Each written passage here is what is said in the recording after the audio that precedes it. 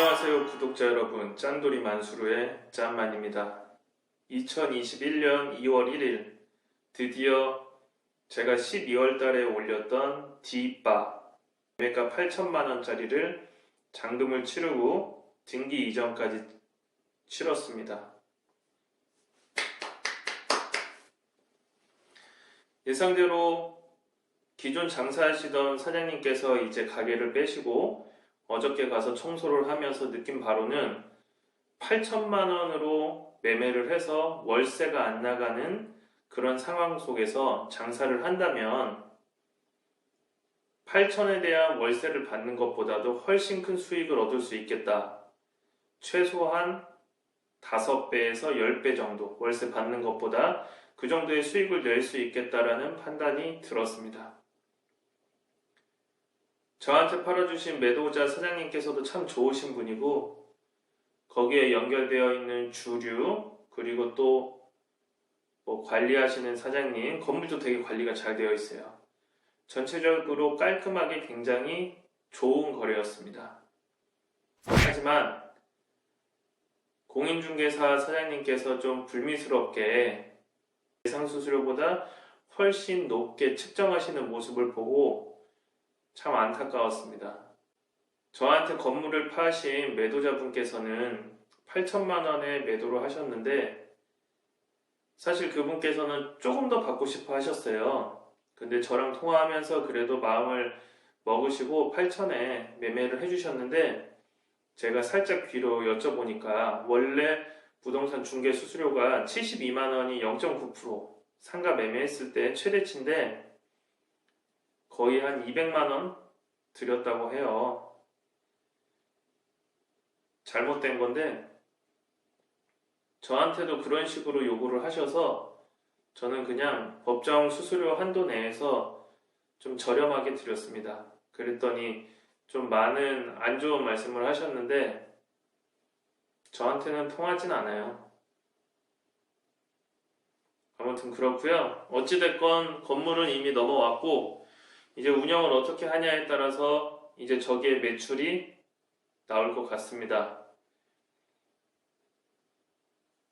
기분은 어저께 같은 경우에는 굉장히 좀 머리가 아팠어요. 처리할 것도 많고 이제 등기가 넘어오기 전에 영업허가증이랑 그리고 사업자 등록증을 먼저 내러 공공기관에 움직였어요. 매도자 사장님이랑 같이 아침 10시에 만나서 한 오후 5시까지 모든 게 이루어졌던 것 같아요. 법무사까지 만나고.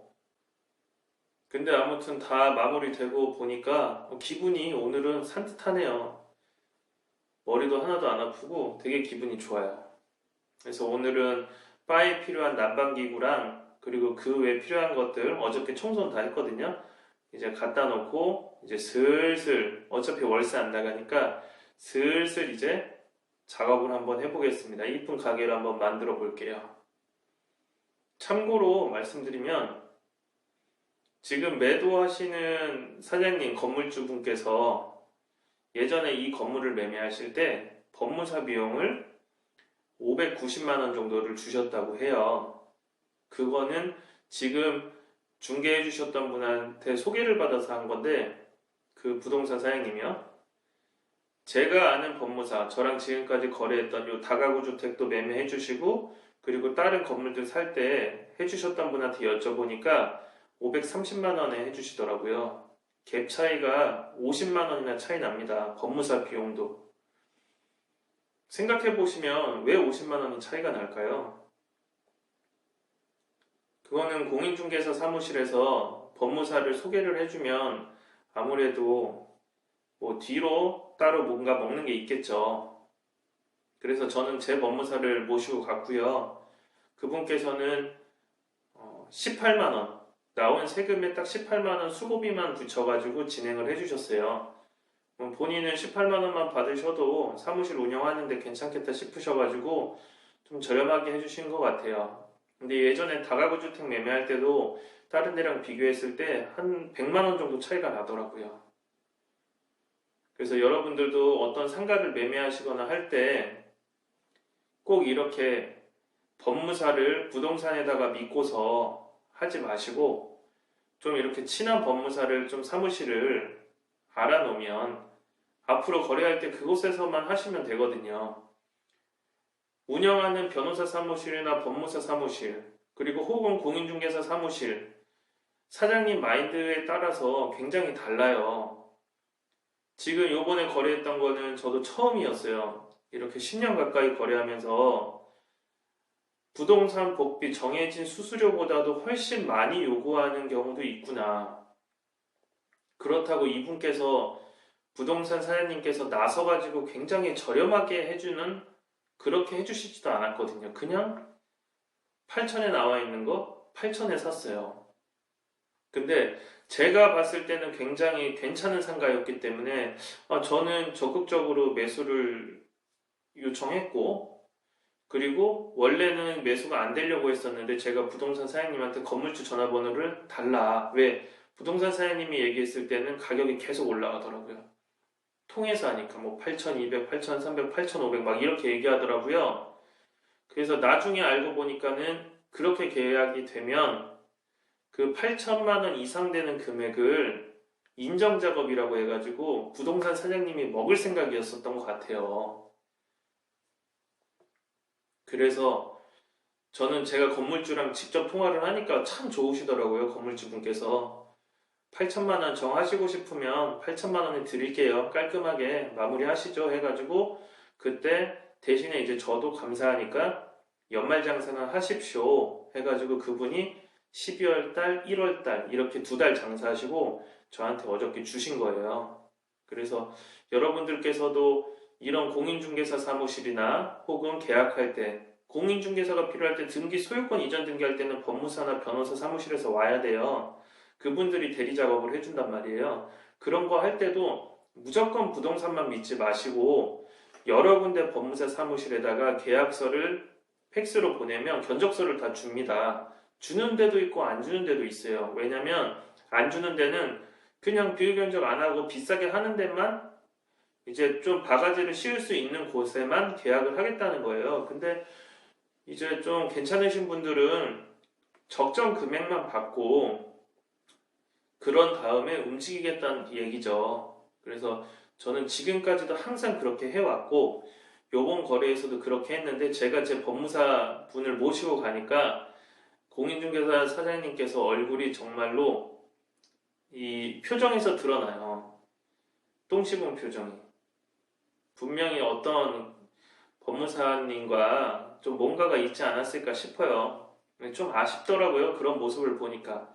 그렇게까지 했는데 중개수수료 또한 우리가 이제 법정으로 상가 중개수수료 최고 한도액 0.9%를 요구를 하셔야 되는데 그거 이상 되는 뭐라고 말씀하시냐면 좋은 거 사드렸는데 더 얹어서 줄 생각은 안 하시고 이런 식으로 말씀을 하셔서 제가 원래 이제 평소에 거래하면서 드렸던 금액들보다도 조금 드리고 왔어요.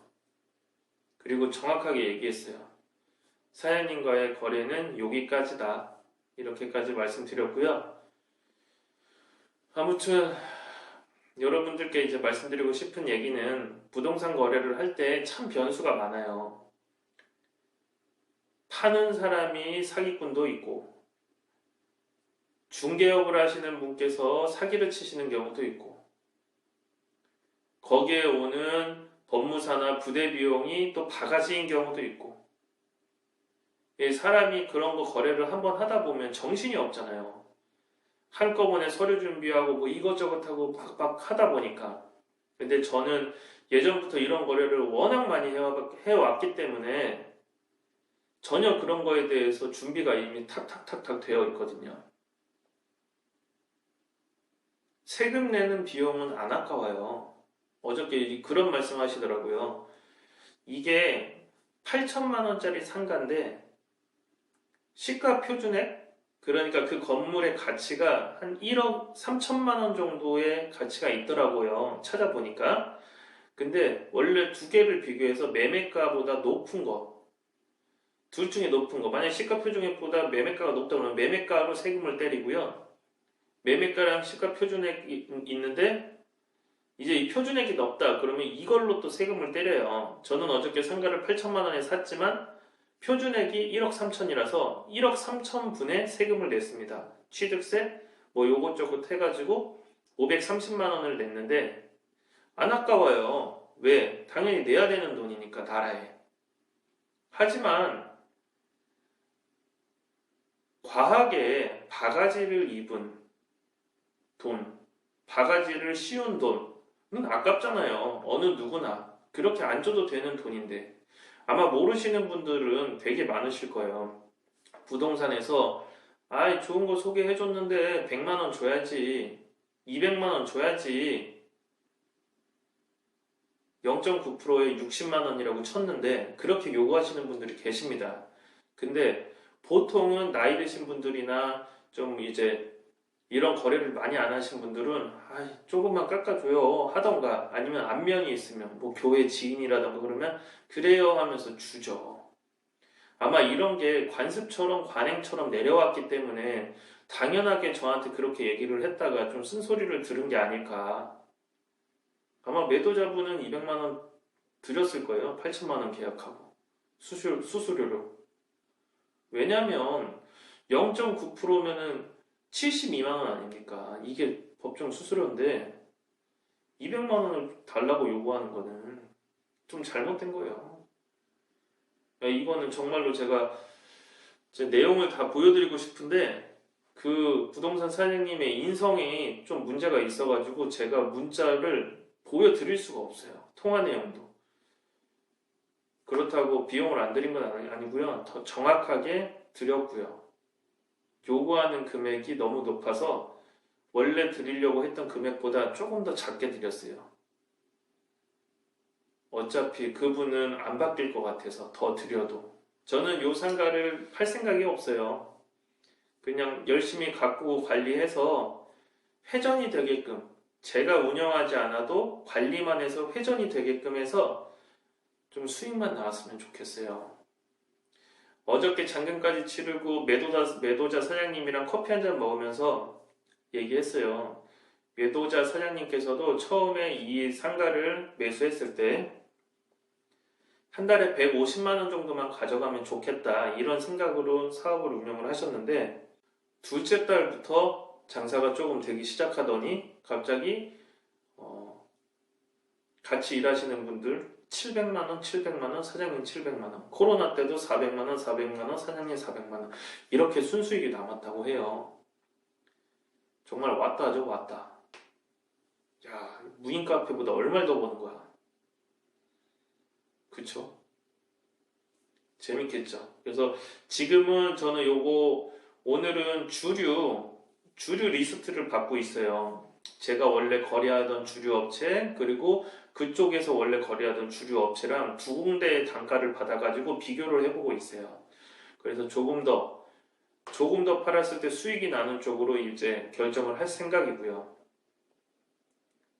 오늘 이제 알바몬에다가 공고를 올렸는데 시급은 13,000원으로 올렸습니다. 원래 예전에는 바가 시급이 뭐 2만 원도 있고 18,000원도 있고 했는데 요즘 같은 경우에는 이제 알바 자리가 없다고 생각하니까 없잖아요. 요즘은 음식점들도 알바를 잘 많이 안 쓰죠. 그러다 보니까 13,000원으로 광고를 올렸는데도 연락이 오더라고요. 그래서 괜찮겠다 싶어가지고 이제 차근차근 하나하나씩 준비해서 재밌는 영상들 보여드리도록 할게요. 그리고 제가 정말로 운영을 해가지고 한 달에 여기서 다 빼고 500이 남는지 400이 남는지 이런 것도 혹은 700이 남는지 800이 남는지 이런 것도 여러분들께 한번 보여드리면서 이렇게 돈 버는 방법도 있구나.